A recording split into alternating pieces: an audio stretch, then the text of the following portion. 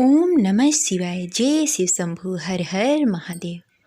प्रिय श्रोताओं, आप सभी को माघ मास के शुक्ल पक्ष की प्रदोष व्रत की हार्दिक शुभकामनाएं। आज सुनेंगे शुक्र प्रदोष व्रत कथा। तो प्रेम से बोलिए शिव जी माता पार्वती की जय। जय शिव शंभु। इस बार माघ मास के शुक्ल पक्ष के प्रदोष व्रत 30 जनवरी 2026 दिन शुक्रवार को रखा जा रहा है, इसलिए यह प्रदोष व्रत शुक्र प्रदोष कहलाएगा। इस दिन देवादिदेव महादेव और माता पार्वती की विधि विधान से पूजा आराधना की जाती है और व्रत रखा जाता है।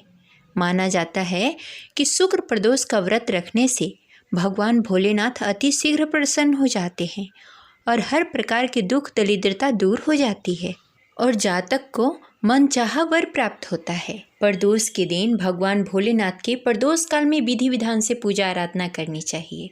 इस बार प्रदोष काल का समय रहेगा संध्या 5:15 से 6:45 तक। आप इस शुभ मुहूर्त में भगवान भोलेनाथ की विधि विधान से पूजा आराधना करें और भगवान भोलेनाथ का मंत्र जाप करें और व्रत कथा का पाठ अवश्य करें, क्योंकि व्रत कथा के बिना व्रत अधूरा माना जाता है। तो चलिए पूरी श्रद्धा और भक्ति के साथ भगवान भोलेनाथ और माता पार्वती के श्री चरणों में नमन करते हुए सुनते हैं शुक्र प्रदोष व्रत कथा।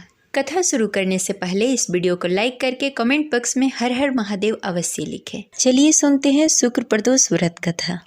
शुक्र प्रदोष व्रत की कथा के अनुसार एक नगर में 3 मित्र रहते थे, राजकुमार, ब्राह्मण कुमार और धनिक कुमार। राजकुमार और ब्राह्मण कुमार दोनों विवाहित थे। कुछ समय बाद धनिक कुमार का भी विवाह हो गया, लेकिन गौना शेष था, इसलिए धनिक कुमार की पत्नी अपने मायके में थी। एक दिन तीनों मित्र स्त्री की चर्चा कर रहे थे। तभी ब्राह्मण कुमार ने स्त्रियों की प्रशंसा करते हुए कहा, नारीहीन घर भूत का डेरा, यानी कि नारियों के बिना घर भूत का डेरा होता है। धनिक कुमार ने यह सुना तो तुरंत ही अपने पत्नी को घर लाने के लिए निश्चय कर लिया। धनिक पुत्र को उसके माता पिता ने समझाया कि अभी शुक्र देवता डूबे हुए हैं, ऐसे में बहू बेटियों को उसके घर से विदा करवाकर लाना शुभ नहीं माना जाता। लेकिन धनिक कुमार ने एक नहीं सुनी और ससुराल पहुंच गया। ससुराल में जाने पर भी सभी ने धनिक कुमार को समझाने का प्रयत्न किया, परंतु वह विदा कराने की जिद पर अड़ा हुआ था। धनिक पुत्र के हठ के कारण कन्या के माता पिता को विदाई करनी पड़ी। विदाई कराने के पश्चात पति पत्नी शहर से निकले ही थे कि बैलगाड़ी का पहिया निकल गया और बैल की टांग टूट गई। दोनों को चोट लगी, लेकिन फिर भी वह चलते रहे। अभी कुछ ही दूर पहुँचे थे कि उन्हें रास्ते में डाकू मिल गए। डाकुओं ने उनका सारा सामान लूट लिया। जैसे ही दोनों घर पहुँचे, धनिक पुत्र को सांप ने डस लिया। तुरंत ही उसके पिता ने वैद्य को बुलाया, तो वैद्य ने उसे देखने के बाद वैद्य ने बताया कि उसकी 3 दिनों में मृत्यु हो जाएगी। जब धनिक पुत्र के मित्र ब्राह्मण कुमार को यह खबर मिली तो वो धनिक पुत्र के घर पहुंचा और उसके माता पिता को शुक्र प्रदोष व्रत करने के बारे में बताया और उससे कहा कि इसे पत्नी सहित वापस ससुराल भेज दो। धनिक ने ब्राह्मण कुमार की बात मानकर पत्नी सहित ससुराल चला गया। वहाँ पर उसकी हालत ठीक होती गई, यानी शुक्र प्रदोष के महात्म्य से सभी कष्ट दूर हो गए।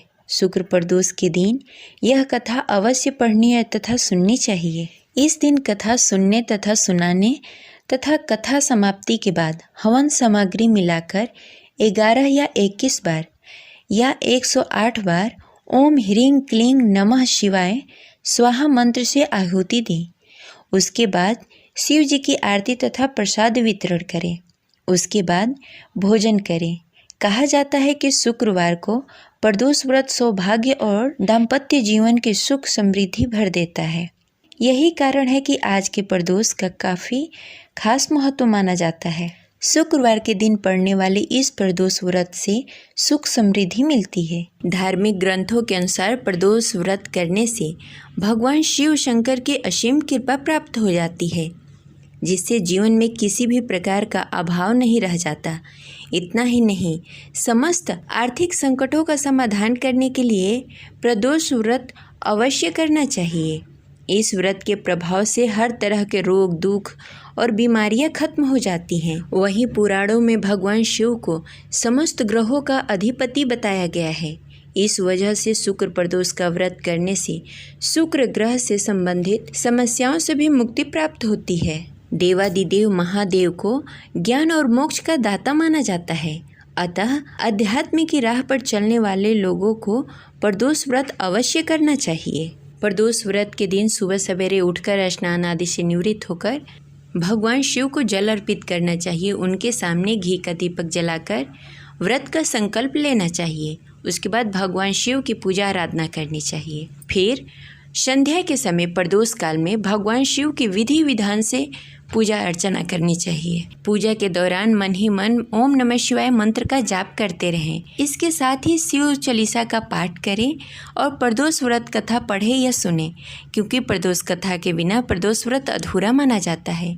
इसके साथ ही ओम नमः शिवाय मंत्र का जाप करें और भगवान शिव की आरती करके पूजा संपन्न करें। इस प्रकार पूजा संपन्न करने के बाद भगवान शिव से क्षमा याचना अवश्य करें। देवादिदेव महादेव बड़े ही भोले हैं। वो अपने भक्तों की श्रद्धा और भक्ति से प्रसन्न हो जाते हैं। इसलिए पूरी श्रद्धा और भक्ति के साथ भगवान शिव की पूजा करें और कथा का पाठ करें। ये रही आज की जानकारी। अब चलिए सुनते हैं शिव जी की दूसरी कथा। पूर्व काल में चित्रभानु नामक एक शिकारी था। जानवरों की हत्या करके वह अपने परिवार का पालन पोषण करता था। वह एक साहूकार का कर्जदार था, लेकिन शिकारी साहूकार का ऋण नहीं चुका सका। इस कारणवश साहूकार ने शिकारी को शिव मठ में बंदी बना लिया। संयोग से उस दिन शिवरात्रि थी।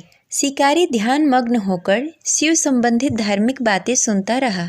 चतुर्थी को उसने शिवरात्रि की कथा भी सुनी। संध्या होते ही साहूकार ने उसे अपने पास बुलाया और ऋण चुकाने के विषय में बात की। शिकारी अगले दिन सारा ऋण लौटा देने का वचन देकर बंधन से छूट गया। अपनी दिनचर्या की भांति वह जंगल में शिकार के लिए निकला, लेकिन दिन भर बंदी गृह में रहने के कारण भूख प्यास से व्याकुल था। शिकार करने के लिए वह एक तालाब के किनारे बेल वृक्ष पे पड़ाव बनाने लगा। बेल वृक्ष के नीचे शिवलिंग था, जो बेलपत्रों से ढका हुआ था। शिकारी को उस शिवलिंग के बारे में पता न चला। पड़ाव बनाते समय उसने जो टहनियाँ तोड़ी वह संयोग से शिवलिंग पे गिरी। इस प्रकार दिन भर भूखे प्यासे शिकारी का व्रत भी हो गया और शिवलिंग पे बेलपत्र भी चढ़ गए। एक प्रहर रात्रि बीत जाने पर एक गर्भवती मिर्गी तालाब पर पानी पीने पहुंची। शिकारी ने धनुष पर तीर चढ़ाकर ज्यों ही प्रत्यंचा खींची, मिर्गी बोली, मैं गर्भवती हूँ, शीघ्र ही प्रसव करूँगी। तुम एक साथ 2 जीवों की हत्या करोगे, जो ठीक नहीं है। मैं अपने बच्चे को जन्म देकर शीघ्र ही तुम्हारे सामने प्रस्तुत हो जाऊँगी, तब तुम मुझे मार लेना। शिकारी ने प्रत्यंचा ढीली कर दी और मिर्गी झाड़ियों में लुप्त हो गई। कुछ ही देर बाद एक और मिर्गी उधर से निकली। शिकारी के प्रसन्नता का ठिकाना न रहा।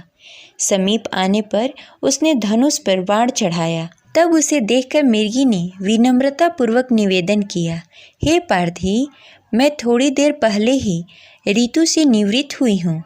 कामतुर विरहिणी हूँ, अपने प्रिय की खोज में भटक रही हूँ। मैं अपने पति से मिलकर शीघ्र ही तुम्हारे पास आ जाऊंगी। शिकारी ने उसे भी जाने दिया। 2 बार शिकार खोकर उसका माथा ठनका। वह चिंता में पड़ गया। रात्रि का आखिरी प्रहर बीत रहा था। तभी एक अन्य मिर्गी अपने बच्चे के साथ उधर से निकली। शिकारी के लिए स्वर्णिम अवसर था। उसने धनुष पे तीर चढ़ाने में देर न लगाई। वह तीर छोड़ने ही वाला था कि मिर्गी बोली, हे पार्थी, मैं इस बच्चे को उसके पिता के हवाले करके लौट आऊँगी। इस समय मुझे मत मारो। शिकारी हंसा और बोला, सामने आए शिकार को छोड़ दूँ? ऐसा मैं 2 बार कर चुका हूँ। मैं इतना बड़ा मूर्ख नहीं हूँ। मेरे बच्चे भूख प्यास से तड़प रहे होंगे। उत्तर में मिर्गी ने फिर कहा, जैसे तुम्हें अपने बच्चों की ममता सता रही है, ठीक वैसे ही मुझे भी अपने बच्चों की ममता सता रही है, इसलिए सिर्फ बच्चों के नाम पर मैं थोड़ी देर के लिए जीवन दान मांग रही हूँ। हे पारधी, मेरा विश्वास करो, मैं इन्हें उनके पिता के पास छोड़कर तुरंत लौटने की प्रतिज्ञा करती हूँ। मिर्गी का दीन स्वर सुनकर शिकारी को उस पर दया आ गई। उसने उस मिर्गी को भी जाने दिया। शिकार के अभाव में बेल वृक्ष पर बैठा हुआ शिकारी बेलपत्र तोड़ तोड़कर नीचे फेंकता जा रहा था। जैसे ही सुबह होने को हुई, तब एक हष्ट-पुष्ट मिर्ग उसके रास्ते में आया। शिकारी ने सोच लिया कि इसका शिकार अवश्य करूँगा।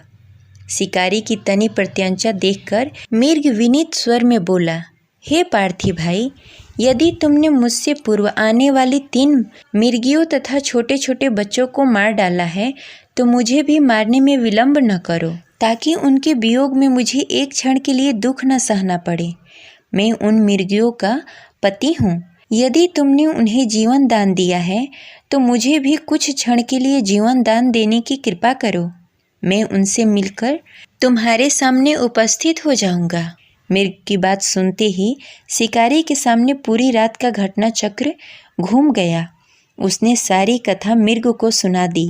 तब मिर्ग ने कहा, मेरी तीनों पत्नियां जिस प्रकार प्रतिज्ञाबद्ध हो गई हैं, मेरी मृत्यु से अपने धर्म का पालन न कर पाएंगी। अतः जैसे तुमने उन्हें विश्वास पात्र मानकर छोड़ा है, वैसे ही मुझे भी जाने दो। मैं उन सबके साथ तुम्हारे सामने शीघ्र ही उपस्थित हो जाऊंगा। उपवास, रात्रि जागरण तथा शिवलिंग पर बेलपत्र चढ़ाने से शिकारी का हिंसक हृदय निर्मल हो गया था। उसमें भगवत शक्ति का वास हो गया था। धनुष तथा बाण उसके हाथ से सहज ही छूट गए।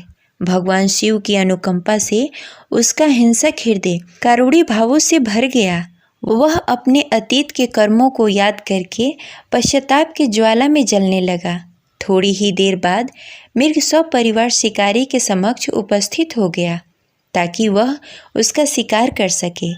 किंतु जंगली पशुओं की ऐसी सत्यता, सात्विकता एवं सामूहिक प्रेम भाव को देखकर शिकारी को बड़ी ही ग्लानि हुई। उसके नेत्रों में आंसुओं की झड़ी लग गई। उस मिर्ग परिवार को न मारकर शिकारी ने अपने कठोर हृदय को जीव हिंसा से हटाकर सदा के लिए कोमल एवं दयालु बना लिया। देवलोक के समस्त देव समाज भी इस घटना को देख रहे थे। उनके ऐसा करने पर भगवान शंकर ने प्रसन्न होकर तत्काल उसे अपने दिव्य स्वरूप का दर्शन कराया तथा उन्हें सुख समृद्धि का वरदान देकर अंतर्ध्यान हो गए। इस प्रकार यह कथा संपन्न हुई। आशा करते हैं आपको अच्छी लगी होगी। तो इस वीडियो को लाइक करें और ज़्यादा से ज़्यादा लोगों को शेयर करें। मिलते हैं अगले वीडियो में। तब तक के लिए हर हर महादेव। जय शिव शंभू।